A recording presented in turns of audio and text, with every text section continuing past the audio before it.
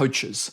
What if you could go from cringe to confident on camera in just 28 days? And then we use that skill to quadruple your business and with far less effort, even if you've never spoken to camera in your entire life. Now, I know this sounds like a massive, bold promise, but recently we had one client, Jermaine, and she was a coach who was terrified of speaking on camera. She spoke to camera for 28 days straight, and it transformed her from being kind of awkward and shy on camera to really releasing her true, authentic self. Instead of me just talking about it, let me just show you a quick snippet of Jermaine. This is Jermaine before. I definitely know how that feels. The problem is, if you're not... So just not as confident, not as poised, and this was Jermaine 28 days later. There was just no going back after that. I had unleashed something within me that was, you know, like the genie being released from the bottle. Who can see her authentic, true self is really starting to come out. So since completing this challenge, she has had 4 times more enrollments than she did before. And she was scared of the camera. She had a lot of problems like a lot of our students do. Self-doubt, imposter syndrome, thinking, I'm not naturally charismatic or confident. I don't have the gift of the gab. And it's not just her, by the way. So many of our other students have done it as well. So the question is, how did they all do it? There are 3 keys that you must have to be confident on camera. All 3 have to be present. If one is missing, it's like having a stool with 2 legs. It doesn't work. By the way, this is not a hook like you see on those YouTube videos. There's 27 steps and watch out for 26. It's the best one. All 3 have to 100% be present. So in this video, I'm gonna break down these 3 C's so you can become more confident in 28 days, like Jermaine and others, and use that skill to quadruple your business, to grow not only your business, but to grow yourself. And at the end, because I'm going to be covering so much content, I'm going to break it down into a detailed action plan over the next 28 days. The first key is character. The camera doesn't lie. It sees what it sees. The average person, when they're scrolling through on social media, they make a decision on whether or not to keep watching your video after 3 seconds. That means they are not judging the content. You barely had time to say hello. It is the character, the vibe, the sense they get. People care less about the message and more about the messenger. And that is you. People buy you, and they can make a split decision on whether or not they like you. And the first thing is, what type of person are you? Before you even said anything, the camera doesn't lie. It sees everything. It also sees any BS going up here on your mind. What does BS mean? It stands for belief systems. By the way, I just realized I had my Invisalign on, and I'm going to take them off because I've got a slight lisp. There we go. Anyway, we digress. So people see your BS. BS standing for belief systems. And this is something that most other educators or YouTube videos, they don't really cover the internal mindset, but that is critical. So what are the 3 successful beliefs that I found work the best? Belief number 1, if you get nervous, focus on service. See, most people, they're thinking about what will other people think of me? Will they judge what I'm wearing, what I say? Do I seem knowledgeable? I've got imposter syndrome? I don't have enough credibility. That is called being self-conscious. We need to flip the script, and instead of being self-conscious, be others conscious, focusing on service. What is your problem? What do you need from this video? What do you need to learn? You only have $100, so to speak, of focus. And if I'm spending all $100 on you, the person I'm speaking to, the content, how it's so great, how your life's gonna change, how it's really making sense for you, if I spend $100 of focus on you, do the maths. How many dollars of focus do I have to focus on myself? The answer is 0. When you get nervous, it's because you're self-conscious. Focus on service. The other person. By the way, if you're enjoying this video so far, I got a quick favor to ask you. Can you boop the like button? That just sends a signal to YouTube to say, this guy's awesome. Now, back to the video. Point number 2, and this is really, really critical. You have to enjoy the process. Everyone wants to have, as an example, to lose weight and tone up, or to have a great body and great health. That's the effect. You know that if you exercise properly and you eat healthy, you're probably gonna get that, right? That's the cause. Effects are easy to fall in love with, causes a little bit more difficult. So the secret to get better on camera is we must enjoy the process. If you don't enjoy it, you're not gonna do it enough, and then you're not gonna be good at it. So here is a very empowering belief. Presenting to camera, it's all a game of growth. You love personal development. You love growth. All coaches do. Typically, though, we are the ceiling on our business. So if we don't grow, if we don't have any personal development, our business won't grow. Why? Because people buy you. The best thing I found is presenting to camera is where personal development pays off. So all the little exercises, all the things I'm going to ask you to do, anything in your business really, it is all a game of growth. See it as a game of self-confidence, growing my self-confidence. See it as a game of resilience. See it as a game of vulnerability. See it as a game of prioritization, whatever it happens to be for you, but it is all a game of growth. The third empowering belief I'd like you to have is confidence is a skill and skills can be learned. It's a skill just like riding a bike, but a lot of people don't see it like a skill like riding a bike. So as an example, I remember when I did my wedding speech, it was patted on the back. I think it was an amazing speech, but I remember my wife's family members was like, Cham is so good. Not Cham has that skill that he's practiced. It is Cham is so good. I would like you to separate that for a second. If you look at someone riding a bike, you wouldn't think, they're so good. They can ride a bike. They have the riding a bike talent. They have a riding a bike gift. They don't have that at all. It's just a skill. And skills can be learned. Just like you learn how to ride a bike, you can learn presenting to camera. Got nothing to do with your personality type, introvert, extrovert, and all these other things. You have that 100% ability, which means now you can present to camera like your authentic self. People will see that. More leads, more inquiries, more clients coming through your door. All of these three things that I just mentioned, we have to start to embody them. The secret is we internalize them. So we need to start repeating those to ourselves each and every day. The character of your mindset, that's only half the battle. So as an example, let me give you this point. When someone says, that person's such a character, or they have a great character, it means two things. Mindset is 50% of it, but the other 50% is mannerisms, how you choose to express yourself. Think Kramer from Seinfeld, he's a character partially because of his mannerisms, and how you choose to express yourself has a direct impact on your social media videos, on your ads, on whether or not people do business with you. The problem becomes now a lot of people have been brought up not to express themselves, like children should be seen and not heard, that kind of thing. What we need to start to do is to stretch ourselves, stretch our range, just like an elastic band. And that could feel a little uncomfortable, but once we stretch it, now our comfort zone, our range has expanded and we're fully able to express ourselves. Let me give you the ways you can stretch your range. There are three of them. First, your expressions, your facial expressions like this. I've been told many, many years ago that I had an expressionless face because I used to just talk like this and it was very IT computerish. So what we need to start to do is expressing that and stretch it to where it is uncomfortable. So if you want to change very quickly, there is going to be an element of uncomfortability to it. So you might do things like, it's showtime, like with Jim Carrey from The Mask, if you're old enough to remember that movie. But if you just do it like this, it's showtime.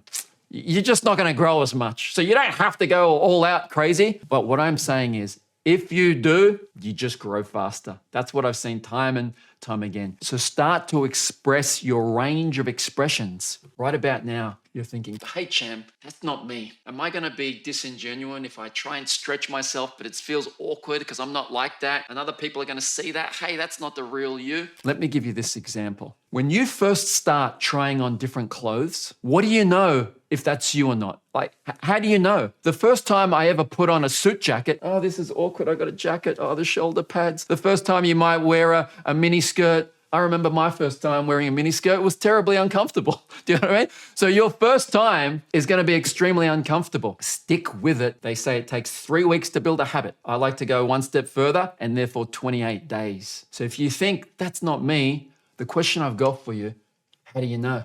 Try it first, and then you'll see after a while, you know what? This suit jacket is comfortable. This dress is comfortable. We stretch our comfort zone. That's what we do. So first we do the expressions. The next thing we do is we have to start to stretch our voice, our vocal range. Severely underestimated thing to stretch. All actors, and I've had acting training, etc., and I help this and I teach our students this, all actors have done vocal training because your message, especially as coaches, educators, us as difference makers, our message travels on the voice. If there was one thing that I would rather not cut out at a live Zoom event, is it my video camera or my microphone? It would 100% be my microphone. My microphone is more important. So we need to start to stretch our vocal range. So what you can do is you can get a video of yourself, play it back, don't even look at the video, just listen for what you actually hear. There are 5 parts of what we need to stretch when we're talking about our vocal range. It spells the acronym STRAP. So strap yourself in for this one. The first one is strength. Strength is another word for power, volume. If you just speak louder, you will automatically feel more confident. And when I'm saying stretch yourself, don't go to the part where, you're going to crack your voice or something, but just stretch where it's outside your comfort zone. Louder than you would think. Why? Because if we go louder than we think, when we relax it a bit, now this feels comfortable. It's like if I want to lift a 5 kilo weight, I don't practice lifting a 5 kilo weight by lifting 6 kilos. It doesn't really help that much. It's better to lift 10 kilos and now 5 kilos is nothing. Totally comfortable. The same with stretching our voice. And in this part, the strength. The T in STRAP stands for tempo, the speed at which you go. When people are monotone, it's not only the volume of their voice that is monotone, but is the tempo. And after a while, are you speaking to me or are you trying to hypnotize me because the tempo never changes? So we speak really, really, really fast, not just for the sake of it, because you got a point to make, but then I stopped. And now, because I'm slowing down, the tempo changes. They call it vocal variety. If you've ever done Toastmasters, it starts to change. The R in STRAP, it stands for range.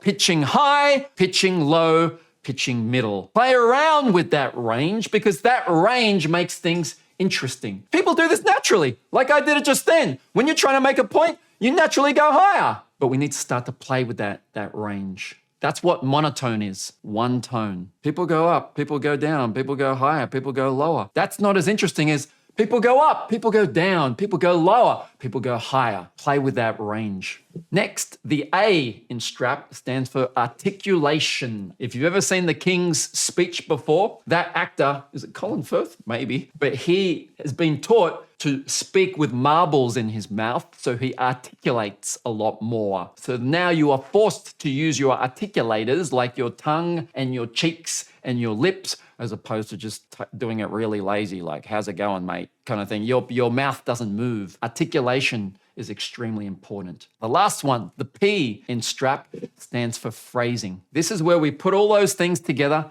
and in every sentence you have, you pick one word and you enunciate that one word, just like I did just then. I enunciated that one word. It's phrased correctly. If we take a step back, how do you enunciate just one word? You put it all together. That word, enunciate, was done louder with more strength. That word was articulated more. I stressed the articulation. That word, from a tempo point of view, I slowed down the tempo beforehand so it would land better. That word was enunciated, if I exaggerate it. And last but not least, enunciated, that word also had a higher range. So a very easy way you can phrase something is every sentence you say, just pick one word and phrase that word, just like I did just then. One word. I said it louder, more articulation. I paused before it so I could hammer it home, and I said it slower, the phrasing. Right about now, you might be thinking, hey, Cham, this is a lot. There's lots of things to learn. That's because I'm jam-packing this as much as possible. But what we need to do is we only focus on one thing at a time. Everything is easy when you break it into small steps. You don't have to remember this. Your subconscious remembers it. Think of it like the tip of the iceberg. Your conscious mind focuses on one thing at a time and enjoys it. So like for the next minute, let's just speak louder. Speak louder for the next minute. Speaking. Then I go soft. And hey, don't forget to go louder. And after a while, like anything you practice, your brain gets it. And then you'll be in a conversation one day or speaking to camera one day, and all of a sudden one of the words is a bit louder. And you're like, ooh, no, that was good. Well, that was pretty good. Where'd that come from? Not your conscious mind, from your subconscious mind. That's exactly where it came from. And the same thing happens on camera. And all of a sudden now you've built this one little thing where you could go a bit louder. One little thing where your range is higher. And all of a sudden people start complimenting, hey, did you do something to your voice? What happened to your voice? It just sounds, I don't know what it is. It sounds more dynamic. Or you look back on some of your older videos and you think, I can't believe that was me. Like even like a month ago or something like that. You are not doing the work. You don't have to remember 26 things. You only have to remember one thing at a time. Enjoy the progress of just focusing on that one thing. This is where a lot of people go wrong. They think they have to make this massive jump from cringe on camera all the way to confident on camera. It's not like that. If I was going to teach you how to ride a bike, I don't just say, hey, you can't ride a bike, get on and start riding. You should be over there 100 meters away in 12 seconds. That's not it. We just do one step at a time. It doesn't look like I'm riding a bike. It might just be, hey, just get comfortable on the bike. Just try and balance with 2 legs. And you might be thinking, hey, we haven't gone anywhere. When are we going to start the riding? We're starting the riding, just like right now. We're starting to expand your business through expanding yourself. So we talked about character, mindset, mannerisms. You know, both of those things we talked about just then, you haven't even started speaking yet. They just saw you on camera and they can already see the look on your face. They can already see if you're trustworthy or not. Now that we start speaking, we have this second biggest problem, connecting to the camera. So the second key is connection. For most people, speaking to a lens is unnatural. It feels unnatural, it looks unnatural, and you come across as not as confident, even though you may be an amazing coach. One of the big issues is if we turn to the book of life, like one of my acting coaches, his name is Jeff Seymour, he says, turn to the book of life. In life, do you just start speaking to a brick wall? Do you just start speaking to a lens? Do you just start speaking because you had pre-planned what to do and you think to yourself, all right, 3, 2, 1, start speaking? That ain't happen. Because that doesn't happen, it looks unnatural when you try and force it in front of the camera. So the most important thing when you're speaking to a camera is make the lens your friend.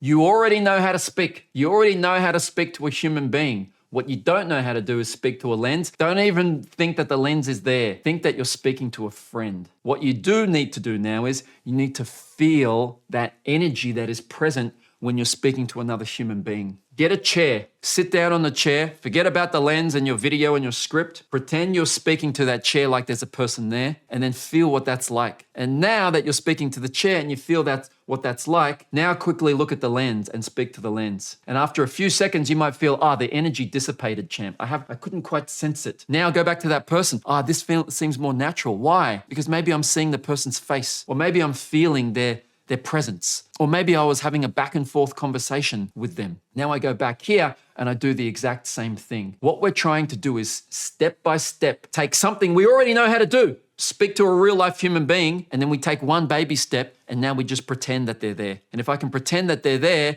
then I can pretend that they're in the lens. That's what we're trying to do. And then I think, I wonder why it's different, because you weren't pretending that they were talking back to you. You have to pretend, seeing the look on their face, pretend them talking back to you. What you should do, especially if you want to run a Zoom event, is you should get a recording of a gallery view or look in the gallery view right now, and you should call out a person's name. Everyone try this out for a second. Look in the gallery view, look at a person and call out their name like you're expecting an answer. Francisco. Hey, Cindy. Chloe. When we do that, we create a connection. So now I do that to the lens. Hey, Francisco. Let me tell you something. And now I start with my content. There's a big difference between going 3, 2, 1, hitting record, and saying something like, all right, today, everyone, I'm going to talk to you about gut health. It's one of the things people don't realize about gut. That's quite different to starting off the recording thinking, hey, Francisco, I got to tell you something amazing about gut. You know about gut health. We were talking about gut health the other week. One of the things people don't realize about gut health is this. That's a huge difference. So it is, who am I speaking to? I have to connect with a person. Make that lens your friend. The second thing is, just because I'm speaking to a person, I don't just go in my everyday life and I start speaking to someone. Think about the last time you spoke to someone. Why did you open your mouth? Funny question. You don't just say stuff because it's written on a script. If we turn to the book of life, you always have a reason to speak to someone. In acting, we call it an objective, an action. There's something happening right now, and I have a reason I want to speak to you. What time is dinner? Because I'm hungry. That's why I said that. Hey, why did you do that? Because in my mind, I'm thinking, you shouldn't have done that. That's why I'm speaking. Who are you going out to dinner with tonight? That's because I'm, scared of your safety and I want to know that you're going to be okay. You always have a reason. When you're seeing the words on a teleprompter or on a script or, the bullet points, you're reversing what happens naturally. Here's how it happens in real life. You see something, a situation occurred, you see it, you feel something, and you want to express that with words. So you say something. It's like, I see my son get on a motorcycle. He's too old. He's too young right now. He's only 6, but let's say I see my son get on a motorcycle. I feel that's dangerous. And then I have to say something. Hey, Tyler, come over here. Let me just explain something to you. So I have a reason. We have to recreate that thing to camera. So there has to be a situation. If you want it to look real, like a slice of real life, which is what everyone wants to see, whether or not it's a movie or a TikTok video or an Instagram reel, see something first, feel something, and now you feel compelled to say something to the camera and you're speaking to that person, it'll look 100% real. Why? Because it is real. You can't pretend that it's real. I mean, you are pretending that it's real, but in that moment, I feel like I'm speaking to someone. So with connection, speaking to a real person, making the lens your friend, that's a skill you got to practice. Then you have to know why. What is my objective? What is my action? Why am I speaking? Because in real life, normally I'm talking to a person and I have a reason to speak. When I get on the camera, the same thing, talking to a person and a reason to speak. So we looked at character, we looked at connection, but the last thing is we haven't even talked about what to say. The words are extremely important. So the third key is the content. The words though, unlike a lot of people who don't know what they're doing, they've never been trained correctly, the words come last. Why? See it, feel it, say it. The words comes last. Otherwise, it is quite unnatural. When it comes to words, there are 3 ways you can remember the words to say. It is so easy that a child could do it. How do I know? Because I taught my child to do it. So instead of me explaining it, here are the 3 ways of how to remember your words, and it is from my son, Tyler. What are the 3 ways you can remember the speech? Script, structure, and spontaneous. And what do they all mean? Script means you write word for word. Structure means you use bullet points to build the speech. And spontaneous is when you make things up on the spot. All right, I'll push pause there. So that's the 3 ways you can remember the speech. You can be spontaneous and you need to practice that. These are not 3 optional ways. These are 3 ways that I recommend you try out. So I might just ask you a question now. Hey, what are some of the biggest myths in your industry? Answer for 1 minute, and then you speak off the cuff for 1 minute. An important skill, because even if you have a word for word script, the problem is sometimes you go off script, and what are you gonna do? Be completely stuck because you can't think on your feet spontaneously? 100% no. Once you've got that base of spontaneity, up from that is structure, bullet points. This is the ideal sweet spot where most people should rest. So you have a script of what you want to say, you have spontaneous things to fill in the blank, but it's not a meandering thing. You have a structure. So the ideal is that you have bullet points and a structure. The third, so we've got spontaneous, you practice that. Then you practice with bullet points, separate skill. Last but not least, you practice with a word for word script. The reason being is you have to be a master at crafting your message. It's hard to do that if you're always winging it with bullet points or if you're always winging it with spontaneity. So scripting things word for word allows you to do amazing things like adding in alliteration. So as an example, I could say, do you want to go from awkward to authentic? And I might make it up on the fly. Why? Because I've practiced taking my time and crafting a word for word script and adding components that really make it zing, such as alliteration or such as contrast and such as other, as we call them, literary devices. So you should practice all 3 of those things. Practice being spontaneous. Ask yourself random questions. Go to ChatGPT and say, hey, ChatGPT, I'm a relationship coach. Ask me a random question that maybe a client would want to know, and then you answer it for 1 minute. The way we practice is the way we perform. If you practice thinking on your feet, not start and stop, let me have 30 seconds to think about that answer, and then start, a big myth, no, I wouldn't say that, and then you start. If you practice like that, you're going to perform like that. It's not a very useful skill to have. So when you practice spontaneous, do it for a minute. Just do the best job you can. Have fun with it. Then we do the same thing with bullet points. Maybe you could get ChatGPT, just give me 4 bullet points that I can speak on for a minute. Then you go for it. You record yourself, you play it back. Then you try a word for word script. See if you can deliver that word for word script amazingly. People think that's the easiest thing to do, a word for word script. For most people, it's the hardest thing to do naturally. For 100% transparency, part of this recording I'm doing right now has been done with bullet points, and part of it has been done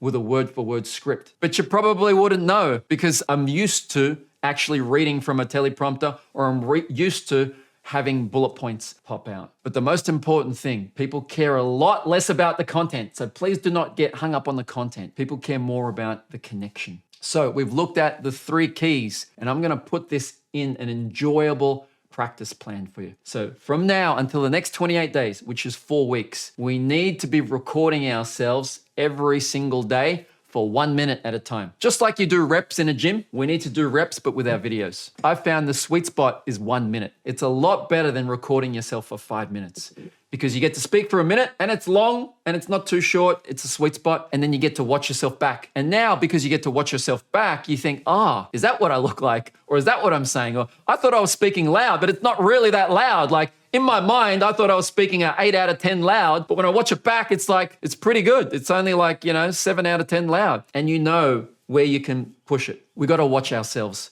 We got to watch ourselves back. But now you've gamified it. Now it's like you're trying to beat that other version of yourself from a minute ago. And then what that does now, in a 5-minute sitting, you might have done 3 reps, recorded yourself for a minute, watched yourself back. When you watch yourself back, you might watch half of it. So now that's 5 minutes, 3 reps. That is a lot better than spending that entire 5 minutes potentially repeating the same mistake over and over again, and then spending another 5 minutes watching it back. So all of these exercises, when you break them down, record yourself a minimum of 3 times per day, a minimum of 1 minute each time, watch yourself back and try and beat that other version of yourself. Nothing will motivate you more than seeing progress. People enjoy it when they're seeing progress. So even if you record 3 times, you should be able to see some progress from the first video to the 3rd video. And that is the secret. That will be the thing that motivates you the next time. The next time when you're thinking, I should really practice for, 5 minutes or 10 minutes, you're going to remember the progress that you saw and you're thinking, yes, I'm making progress here. That's what motivates people the most. So you could get results with just 5 minutes a day if you do focused practice. Practice doesn't make perfect. That's a myth. Practice makes permanent. So you actually have to practice improving things, and that is what will make permanent. You don't want to make something like repeating the same mistakes over and over again. You have to watch yourself back. So what I would recommend we do is, first, there are 3 phases to practice. And I know I'm heaping a lot on you, but bear with me. First, you practice by yourself. You don't have to show it to anyone else at all. Just practice it on your own. First, you practice by yourself. Then we practice with a safe environment. You want other people in a safe environment to see it. If your partner supports you, if your sister, if your friend, if a community of people, if other students in the community support you, then show the video to them. Because sooner or later, we have to go outside, just only us seeing the video, and other people have to see the video. So self, then we practice in a safe environment. Last, but definitely not least, social media. This is when you just throw it out for the world to see. But baby steps. We can't just go from, I've never produced a video in my life, now to producing, a TikTok reel or an Instagram reel for everyone to see. Self, safe, social media, and your nervous system won't freak out with that. So here is what I would do. Week 1, I would start to focus on character and mindset. Every day for a week, I would start to repeat those things out aloud. If you get nervous, focus on service, that it's a game of growth. Confidence is a skill. So all I'm really focusing on then is just my mindset, not freaking out. Do you know what I mean? The way we go from, once again, cringe to confident is, I just want you to go from cringe to maybe just calm on camera, and then calm, and then comfortable. And then after that, you can be more confident on camera. So for 1 week, all you do, record the video, say whatever you want to say, but we're just focusing on your mindset. What's going through your mind? Was I focusing on service and helping others? Was I treating it like a fun game to play? Do I believe it's just a skill like riding a bike? Then week 2, we start to focus on your mannerisms, the expressions that you have, the emotions. So you might just focus just on the strength of your voice for 5 minutes, just on the range for 5 minutes, just on like tempo, going really, really fast, and then slowing it down. One thing at a time, training our subconscious mind, working on either the expressions, working on the voice. Then week 2, we would go more into emotions, going deeper into those emotions. I guess it's very similar to expressions, but you could start off with anger. Like, what were you doing there? I don't get it. By the way, one of the reasons we start with anger, for a lot of people, that is easier to do. Like, it's a lot easier to pretend to be angry for most people than it is to pretend to be in love or something like that. So we start with anger because that's quite a big movement of emotion. Then you do other ones, just like, I can't believe you did that. Like disgust or surprise. Wow, Did that really happen? Did I get results that surprise, then happiness, then joy, and just try and stretch your emotional range? Week 3 is when I would start to focus on connection. Here's where we start to focus on connection. So once again, week 1 is all about mindset. Week 2 is all about stretching your expressions, your range, your voice, your vocal variety, your emotions, your facial expressions. Week 3 now is all about connection. Speaking to, a chair. Record yourself speaking to a chair and ask yourself when you watch it back, does that look real? The camera was on me the whole time, but does that look like a real conversation to you? Do you know what I mean? I could look at a brick wall right now and say, how's your coaching business going? How's your videos going? See, the reason I feel that when I look at you, Dave, I feel like that's not the Dave that I know. Like, where's the real Dave, man?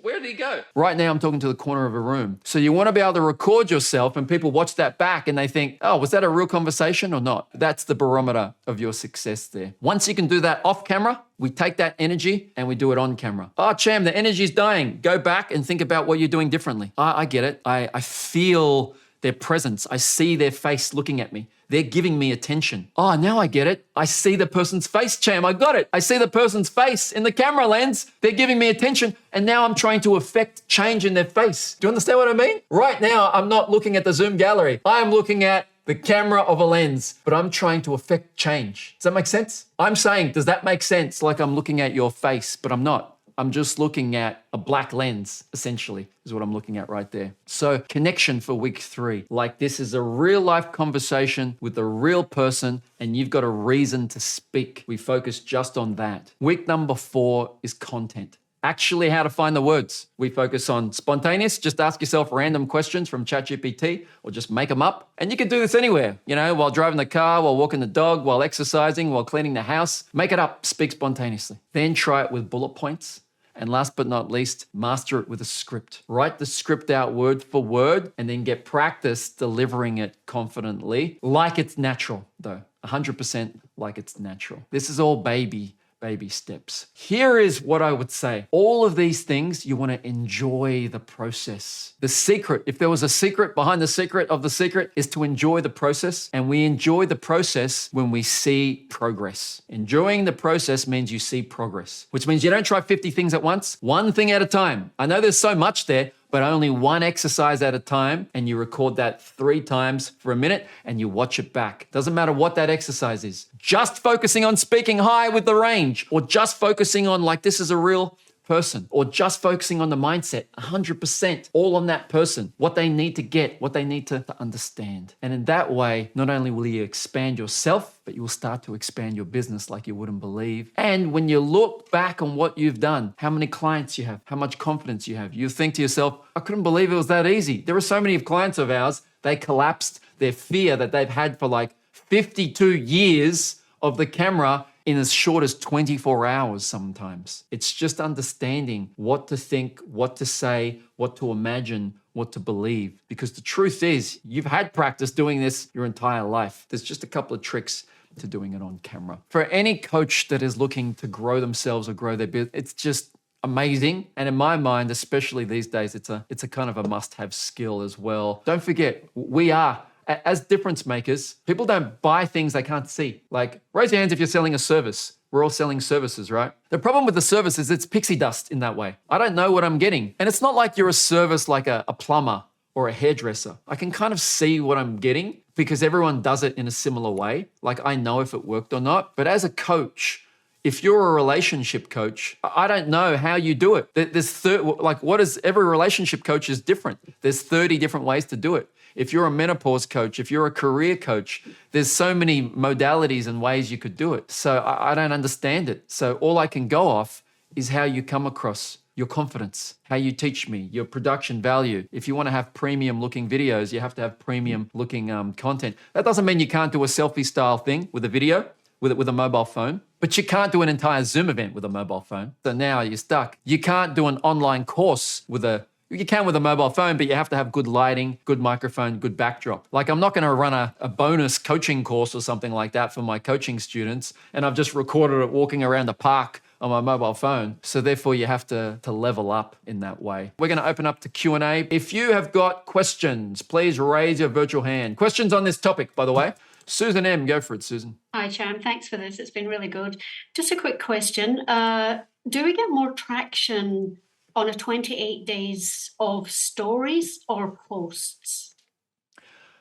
Stories typically only last for 24 hours. So the advantage there is that a lot of people don't have to overthink things. It doesn't have to be perfect. My advice is I would rather do posts. And even when it comes to posts, my advice out of all the things you could possibly post on, even if you post on Instagram or Facebook or LinkedIn, that's only going to last 24 to 48 hours max. Whereas when you do a post, they don't really call it a post, but on YouTube, that can last for years. Big difference between years and 48 hours or 2 days. So I am quite bullish or emphatic about if I had to pick one platform only to focus on, I would pick YouTube as the platform. The other great thing about YouTube is that's where people go to learn. You could have the exact same video. It does really, really poorly on Instagram and really, really well on YouTube. That's because people aren't looking at Instagram to learn. They're looking for entertainment. At most, they're looking for edutainment. That's what they're looking for. Like no one goes to Instagram to search how to do something. No one goes to Instagram and thinks, oh, okay, I really want an in-depth thing to fix my deep problem of anxiety, how to overcome anxiety on Instagram. People don't really do that. They do that on YouTube. So right off the bat, your message to market match on Instagram is a lot lower. It's like educating people at a party. Hey everyone, I hope you're enjoying the party. I've got some great education. I want to talk to you for 5 minutes. Like, what the heck? Wrong place, wrong time. You want to do that in a library. That's what YouTube is. That's the other problem I have with Instagram. People have a short attention span, 15 seconds, 30 seconds, 90 seconds. On YouTube, it's 5 minutes, 30 minutes, 2 hours, that kind of thing. So that's the type of client you want. Ask yourself, do you want a client who wants to be entertained for 30 seconds? Or do you want a client that wants to learn, fix a serious problem they have for 5 minutes, 30 minutes? So for all those reasons, YouTube wins hands down. All right. Thank you. All right, you're quite welcome. This is something that took me a long, long time to discover. Forget about the vanity metrics. You cannot pay your mortgage with likes, views, comments, and shares. It doesn't matter. The only thing that matters is clients. You're trying to attract clients, helping people, not by entertaining them, but by actually helping them the most, which is having them enrolling into your coaching program. And in order to do that, if there was only one metric I would measure, it is how much time are they spending watching. You know, you may have heard me say, first we teach because teaching takes time. Then time builds trust, and trust allows us to ask people to take action, whether it's to book our strategy session or to enroll in our coaching program. Teaching, time, trust, taking action. If there was only one measurement I would measure, it is average view duration. On average, how long are people watching that video? You might get 1,000 views on Instagram, but it was a 60-second video, so the average view duration is going to be 4 seconds. If you do the maths, it equates to not much. In totality, people only watch that video for whatever the maths is, like 15 minutes. But then you could do a 20-minute video on YouTube. Your average view duration, therefore, it might be something like 6 minutes. 6 minutes. That's 120 seconds compared to 4 seconds. That's 30 times higher average view duration. And a 20-minute video for us as difference makers is not 30 times harder to make than a 60-second video. It's just not. It's what we're used to doing. So that's how we want to spend our time, going deep, giving education, anywhere between 5 minutes to, let's say, 30 minutes, something like that. Sandy Johnston, let's see if your mic's good now. How you going? How's that, Cham? Perfect. Yay! Awesome. Thank you so much for everything that you've shared in this session. So yesterday I got like one of those little light bulbs went off in my head, and I had this idea for a video to record for a free values tracking session offer. And so I just went into, do mode, and I got a script written, thought about, I already visually knew where I wanted to shoot the video, and I I enlisted my hubby, and I'm like, all right, I've got this idea. We've got to be over in that neck of the woods. Can we just, shoot this video and see what we get from it? So because there was no preparation time for me to memorize the script, I was like, all right, what am I going to do? And so we broke it down into segments. But then when it came to editing the video together, it ended up being just clunky and really not something that I can use. So it just became a learning exercise for me. And I'm like, okay, good. I know what I need to do differently. But my question to you, I guess, is with scripting, because I feel like I've got a really good script, really, good messaging and everything. Have you got like a strategy that helps to memorize scripts fairly quickly? Yes, what I would do is I would try and have a structure of the author formula. So if you Google or look up on YouTube, Cham Tang author formula, AUTHOR, like the author of a book, you'll see me live on stage doing a demonstration as well, where I explain it and I do a demonstration. So I would use the author formula and just kind of burn that into your brain. It is a very solid and easy to remember structure. The other thing I would do as well, if it's just something totally random, I would try and make each of the bullet points a visual movie in your brain. So human beings think in pictures. We've evolved to see things, not to just, memorize words. So therefore, whatever the word that you're trying to remember, turn that into a visual and then make a movie out of it. Example, if the first thing I want to remember is like love or something like that, I got to turn that into a visual image. It's got to, maybe I imagine a big red love heart or something like that. Then the next thing I might want to remember is something like, love when you're feeling lost. Now I have to think someone's lost and they don't have a map. So the visual image is the love heart maybe explodes on the map, and now the map is all red. And those two things are burned into my brain. The more silly, the more violent, the more sexual it is, the more likely you are to remember it. And then the map does something else. So let's say the third thing I want to remember is something like health. Well, health is an abstract term. What is health? Well, health to me means maybe jogging.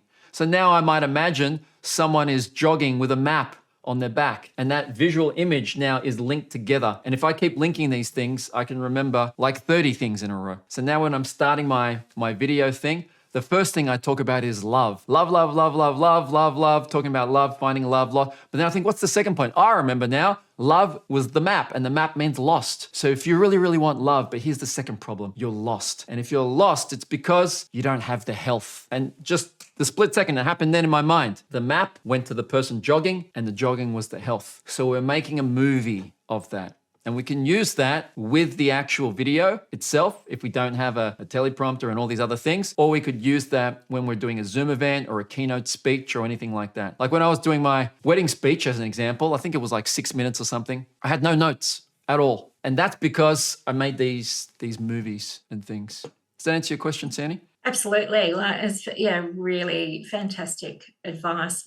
Usually, I sing and perform, and so, what I do is I rehearse until, things become committed to memory, and then, you can embody it much, on a much deeper level once you've committed things to memory. And those practices are really fantastic suggestions. So I really appreciate it. Thank you. No worries. You're welcome. Very welcome. And that is one way most people do it. They do it by sheer willpower. That is not the best way to do it. It works, but the downside of that also is after 5 or 10 seconds, like it was nothing. It was just sheer willpower. You forget about it. Whereas those three that I mentioned just then, you'll find even after 5 minutes, without even rehearsing it, you probably remember those three because they're burned into your brain more. Christy, go for it. Hi, Cham. Thank you for your content tonight. And one of my takeaways was I'll listen to Tyler tell me anything. He was great. So I'm working with some film students, and in a few weeks, I'll have an intro video that I'm going to have on my website. And now I'm thinking I'll also put that on YouTube, which will be a brand new endeavor for me. New channel, no content already up.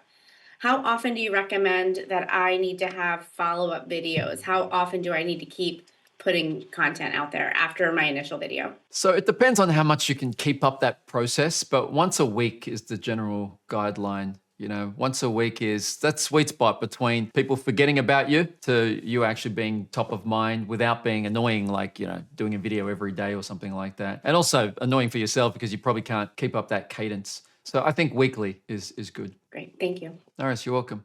Juliana, go for it. Well, my question is, so when you put a video on YouTube, how can you make yourself, like, how can you separate yourself from other people? Like, I have a lot of people that have the same name as mine, you know? So even if I put Juliana Parisi and I put the name of the video, how can I make this, you know, separating myself from others? Yeah, good question. I wouldn't worry too much about the actual separation of your name or even the amount of followers people have or don't have. It is all about the individual video. We talk about in this day and age, there's a concept called the death of the follower, because since TikTok, which was however many years ago, all these algorithms from Facebook and Instagram and LinkedIn, they've started to copy the TikTok model, including YouTube. And now it's less about we show you the content that you've followed or subscribed to, and it's more about we watch you all the time. We know what you like. We are just going to recommend what you like. So there is the For You page or the home page of YouTube,